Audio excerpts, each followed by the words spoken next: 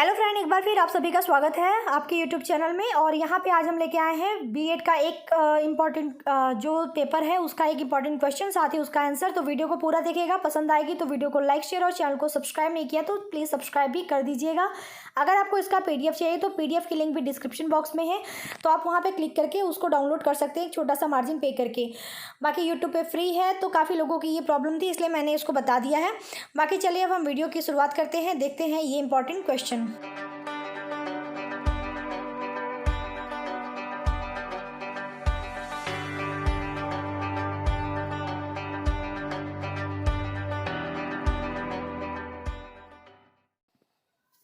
तो यहाँ पे हमारा जो पेपर है विद्यालय में निर्देशन तथा उद्बोधन, उसका जो क्वेश्चन है ये काफ़ी इंपॉर्टेंट है, इसलिए मैंने इसको रखा हुआ है यहाँ पे क्वेश्चन के अंतर्गत। और ये जो क्वेश्चन है वो है कि शैक्षिक निर्देशन से आप क्या समझते हैं, विद्यार्थियों के लिए शैक्षिक निर्देशन क्यों आवश्यक है। यह क्वेश्चन इस तरह पूछ सकता है कि शैक्षिक निर्देशन की आवश्यकता पर संक्षिप्त प्रकाश डालिए। तो आप दोनों क्वेश्चन पूछिए, इसके इस आंसर के माध्यम से आप जो है अपना जवाब दे पाएंगे। तो उत्तर किस तरह लिखेंगे चलिए देख लेते हैं। यहाँ पे एक चीज़ मैं बताना चाहूँगी कि आप लोगों में से काफ़ी लोगों की रिक्वेस्ट आ रही थी, और भी कई सारे यूट्यूब जो आपके बीएड के पेपर हैं, मैं उसके भी वीडियो जल्दी जल्दी शेयर करने की कोशिश करूँगी। ठीक है, तो थोड़ा सा वेट कर लीजिए, आपको वीडियो अब से रेगुलरली देखने को मिल जाएंगी। अभी तक मैं लिख रही थी इसलिए आपको वीडियो कल या परसों तक नहीं मिल पाई, लेकिन अब से आपको रेगुलरली वीडियो मिल जाएंगी। तो अब बात करते हैं अपने आंसर की। तो आंसर में लिखेंगे कि शैक्षिक निर्देशन का अर्थ। तो शैक्षिक निर्देशन का यह भाग शैक्षिक सेवा एवं विद्यालयों से संबंधित है। व्यक्ति के सर्वांगीण विकास में उसकी शिक्षा का महत्वपूर्ण स्थान है। शैक्षिक निर्देशन मानव जीवन की समस्याओं के समाधान में सहायक है। यानी जब हम बात करते हैं शिक्षा की, तो शैक्षिक जीवन में भी मानव के पास अनेक समस्याएं होती हैं जिसको कि निर्देशन के माध्यम से दूर किया जा सकता है। ठीक है, तो वही चीज़ यहाँ पे लिखा गया है कि वो काफ़ी सहायक होता है निर्देशन आपके, यानी शैक्षिक निर्देशन कितना सहायक होता है। आगे लिखेंगे कि निर्देशन चाहे वह किसी भी प्रकार का क्यों न हो, पर एक प्रकार से शैक्षिक प्रक्रिया ही है। अपने व्यापक अर्थों में हम किसी भी प्रकार के निर्देशन को शिक्षा प्रक्रिया का अंग मान सकते हैं। सिंपल सी बात है कि अगर हम किसी को निर्देशन दे रहे हैं यानी उसे हम शिक्षा ही दे रहे हैं, तो निर्देशन कहीं ना कहीं एक शिक्षा ही कह सकते हैं कि एक शैक्षिक प्रक्रिया ही होती है। ठीक है, आगे लिखेंगे किंतु जब हम शैक्षिक निर्देशन शब्द का प्रयोग करते हैं तब हमारा तात्पर्य विद्यार्थी के शैक्षिक समायोजन में आने वाली समस्याओं का समाधान करने से होता है। निर्देशन तो आपको पता चल गया। जब बात शैक्षिक निर्देशन की होती है तब इसका अर्थ ये हो जाता है कि अगर बच्चा जो है, अगर वो शैक्षिक रूप से समायोजित यानी अपने आप को ढाल नहीं पा रहा है अपनी समस्याओं, जैसे उसकी लाइफ में कोई समस्या आ रही है तो वो उससे सही से जो है वो मैनेज नहीं कर पा रहा है, तब जो वहाँ पर निर्देशन दिया जाता है वो शैक्षिक निर्देशन के अंतर्गत आता है। ठीक है, आगे लिखेंगे कि यद्यपि शिक्षा भी एक प्रकार का निर्देशन ही है, तथापि शैक्षिक निर्देशन शिक्षण कार्य का स्थान नहीं ले सकता।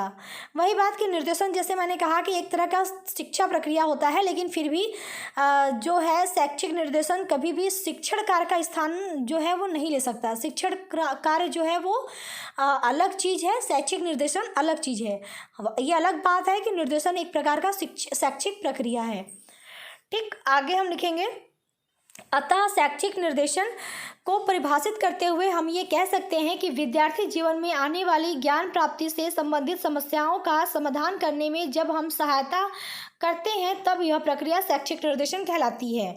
ये आपका जो है परिभाषा है जो कि हमने शैक्षिक निर्देशन के बारे में बताया है। ओवरऑल कहना ये है कि जैसे स्टूडेंट लाइफ में, क्योंकि शैक्षिक निर्देशन जो है वो आपकी स्टूडेंट लाइफ में आती है, और स्टूडेंट लाइफ में विद्यार्थियों को काफ़ी सारी समस्याओं का समाधान जो है यानी फेस करना पड़ता है, और उन समस्याओं के समाधान में उन्हें काफ़ी मुश्किलें जब आती हैं, उन मुश्किलों को दूर करने में जो है जो निर्देशन दिया जाता है वो शैक्षिक निर्देशन शैक्षिक निर्देशन कहलाता है। ठीक है, ये चीज़ यहाँ पे बताई गई है। परिभाषा भी रखा गया है तो आप परिभाषा याद कर सकते हैं।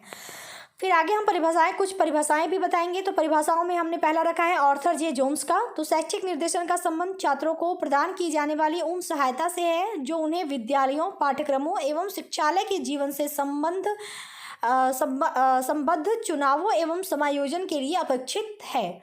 ठीक है, तो ये परिभाषा है। एक परिभाषा मैंने यहाँ पे 2 परिभाषाएं रखी हैं। पहला आपने देख लिया ऑर्थर जे जोन्स का था।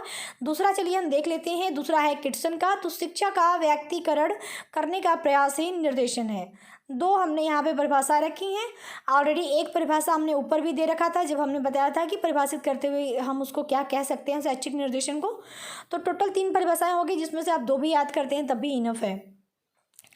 आगे हम लिखेंगे शैक्षिक निर्देशन की आवश्यकता, क्योंकि ये क्वेश्चन अलग से भी पूछता है और कभी कभी साथ में पूछता है कि शैक्षिक निर्देशन क्या होता है और उसकी आवश्यकता के बारे में बताइए। अगर लघु उत्तरी में पूछ रहा है तब भी पूछ सकता है कि संक्षिप्त वर्णन कीजिए उसकी आवश्यकताओं के बारे में। तो काफ़ी तरह से क्वेश्चन को घुमा सकता है। तो इसको किस तरह करेंगे, लिखेंगे शिक्षा के क्षेत्र में आजकल बहुत अधिक परिवर्तन हो रहे हैं। शिक्षा के उद्देश्यों, शिक्षण अधिगम की व्यवस्था तथा अनुदेशन की प्रक्रिया में इन परिवर्तनों को प्रत्यक्ष रूप से देखा जा सकता है। इसमें संदेह नहीं है कि वर्तमान विद्यालयों में अध्ययन करने वाले विद्यार्थियों के समझ आज अपेक्षाकृत अधिक समस्याएं हैं। इन समस्याओं के समाधान के लिए शैक्षिक निर्देशन का उपयोग आवश्यक है। वही बात जो हमने बताया कि आजकल काफ़ी सारी समस्याएं हैं जिसके लिए बच्चों को शैक्षिक निर्देशन की आवश्यकता पड़ती है। लिखेंगे शैक्षिक निर्देशन की आवश्यकताओं को निम्न बिंदुओं के माध्यम से समझ सकते हैं। अब हम एक एक पॉइंट के अंतर्गत देखेंगे क्यों हमें शैक्षिक निर्देशन की आवश्यकता होती है। पहला है अध्ययन के विषय चयन के लिए।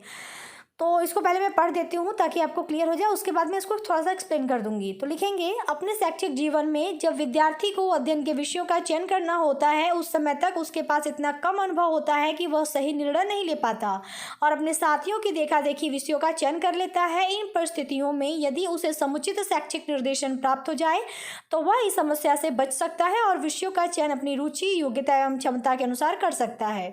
वही बात अगर विद्यार्थी जीवन की बात करें हम, तो उसमें ऐसा होता है ना कि हमें अगर सब्जेक्ट की बात होती है, जब हमें सब्जेक्ट चेंज करना होता है तो हम उस टाइम अपनी रुचि योग्यता नहीं देख पाते क्योंकि हमारे पास समझ नहीं होती। उस टाइम हम जो हमारे दोस्त कर रहे होते हैं साथ में, जो वो सब्जेक्ट ले रहे होते हैं, हम भी सोचते हैं कि हम भी वही सब्जेक्ट ले लें। तो ये चीज़ें हैं काफ़ी देखी जाती हैं। तो इन विषयों के अध्ययन के चयन में अगर उन्हें शैक्षिक निर्देशन दी जाए तो उन्हें काफ़ी जो है हेल्प मिलती है। तो इसलिए यहाँ पर शैक्षिक निर्देशन आवश्यक है। पहला पॉइंट हमने आपको बता दिया। दूसरा हमारा है अध्ययन सामग्री के चुनाव के लिए। तो विद्यार्थी बाजार में किसी भी विषय की अनेक प्रकाशनों की पुस्तकों को देखकर भ्रमित हो जाता है तथा सही अध्ययन सामग्री का चयन करने में कठिनाई का अनुभव करता है।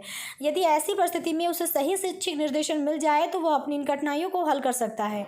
आपने ऐसा देखा होगा कि काफ़ी सारे, जैसे हमको कोई विषय अगर उसके बारे में पढ़ना है तो हम जाते हैं मार्केट में, वहाँ पे सोचते हैं कि हमको इसका बुक दे दीजिए इस सब्जेक्ट का, लेकिन उसमें भी कई सारे पब्लिकेशन होते हैं, कई सारे राइटर होते हैं। तो बच्चों को प्रॉब्लम ये होती है कि कौन सा ज़्यादा बेटर होता है। तो यहाँ पर उन्हें प्रॉब्लम होती है। अगर उन्हें उस स्थिति में शैक्षिक निर्देशन मिल जाए, सही शैक्षिक निर्देशन की आपको किससे ज़्यादा हेल्प मिल पाएगी, तो उनकी कठिनाई, वो अपनी इस कठिनाई से बच सकते हैं। तो इसीलिए हमारा दूसरा पॉइंट ये है कि अध्ययन सामग्री के चुनाव के लिए भी शैक्षिक निर्देशन जो है वो क्या है, काफ़ी आवश्यक है। तो ये आपको मैंने 2 पॉइंट यहाँ पे बता दिए। तो चलिए थर्ड पॉइंट की तरफ भी चलते हैं और देख लेते हैं हमारा थर्ड पॉइंट क्या है। उम्मीद करते हैं कि अभी तक आपको वीडियो पसंद आ रही होगी। पसंद आ रही तो वीडियो को प्लीज़ लाइक जरूर कर दें और कमेंट करके भी बताया करें। तीसरा पॉइंट हमारा है विद्यालयों में उचित समायोजन के लिए। तो बहुत से विद्यार्थी विद्यालय में दाखिला लेने के पश्चात वहाँ के वातावरण के साथ उचित समायोजन नहीं कर पाते हैं, जिसके कारण या तो वे विद्यालय छोड़ देते हैं या असफल हो जाते हैं। शैक्षिक निर्देशन की सहायता से छात्रों को नए विद्यालय में भली भांति समायोजित किया जा सकता है। आपने ये देखा होगा कि जब आप विद्यालय में अगर आप एंट्री लेते हैं तो बहुत सारे बच्चे ऐसे होते हैं जो कि विद्यालय के माहौल को ढाल नहीं पाते हैं, वहाँ पे मतलब अपने आप को समायोजित नहीं कर पाते हैं। तो उस वजह से या तो वो पढ़ाई में पीछे रह जाते हैं, यानी असफल हो जाते हैं, या तो वो स्कूल ही छोड़ देते हैं। यहाँ पर शैक्षिक निर्देशन काफ़ी आवश्यक होता है। इसलिए शैक्षिक निर्देशन अगर उन्हें दिया जाए भली भांति तो वो क्या करेंगे, वो भी विद्यालय में अपने आप को अच्छे से समायोजित कर पाएंगे। ठीक है, तो उचित समायोजन के लिए विद्यालयों में भी हमें शैक्षिक निर्देशन की आवश्यकता पड़ती है। आगे देख लेते हैं चौथा पॉइंट, आगामी शिक्षा से संबंधित जानकारी के लिए।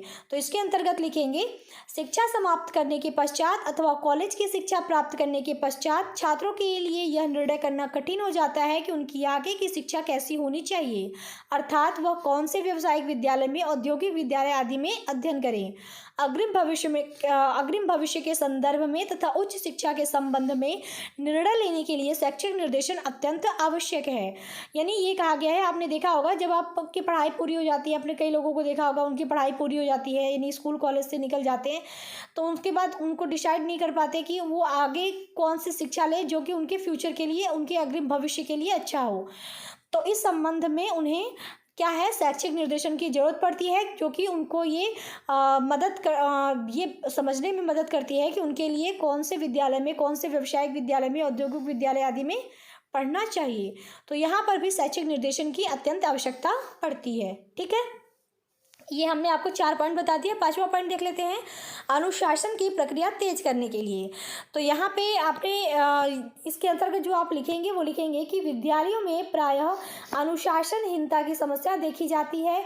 समाज और अध्यापक इसके लिए विद्यार्थियों को दोषी ठहराते हैं और कुछ लोग किशोरावस्था में होने वाले शारीरिक तथा मानसिक परिवर्तन को अनुशासनहीनता का मूल मानते हैं।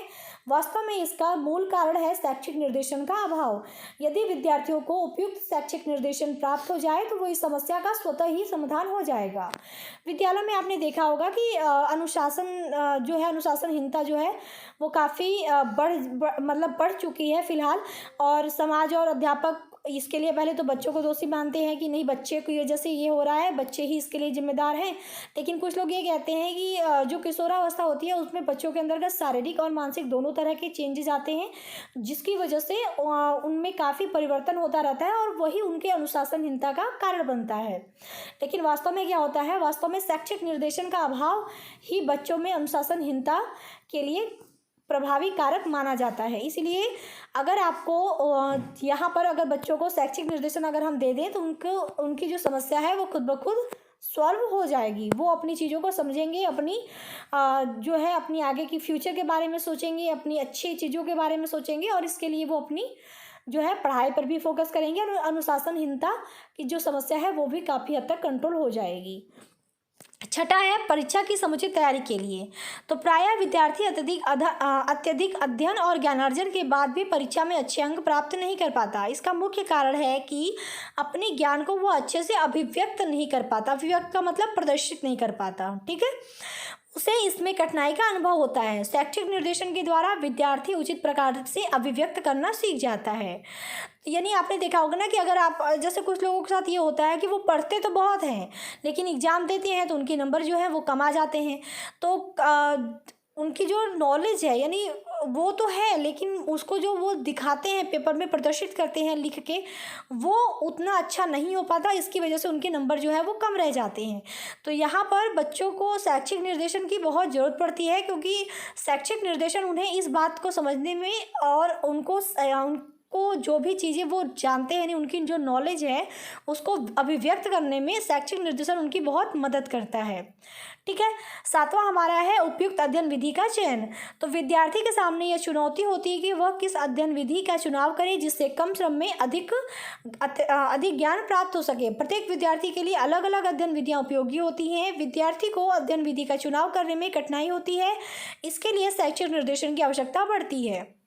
वही बात कि हर बच्चे का जो अध्ययन विधि है यानी किस विधि से वो ज़्यादा अच्छे से ज्ञान प्राप्त कर सकता है तो अलग अलग होती है, लेकिन उसका चुनाव वो नहीं समझ पाते कि वो कौन सी विधि उनके लिए ज़्यादा प्रभावी है, कारगर है।